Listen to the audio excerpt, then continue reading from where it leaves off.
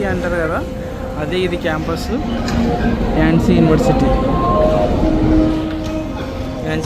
కూడా ఇక్కడే ఉంటుంది, సోల్ సిటీ దగ్గరే. చాలా పెద్ద క్యాంపస్ యాన్సీ,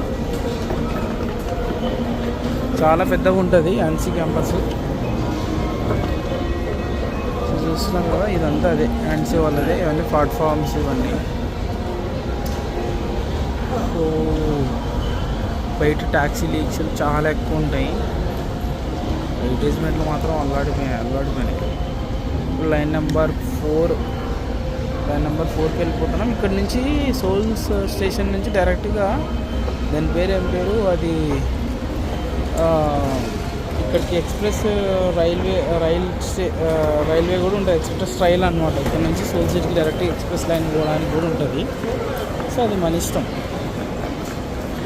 సో పోవాలనుకుంటాం.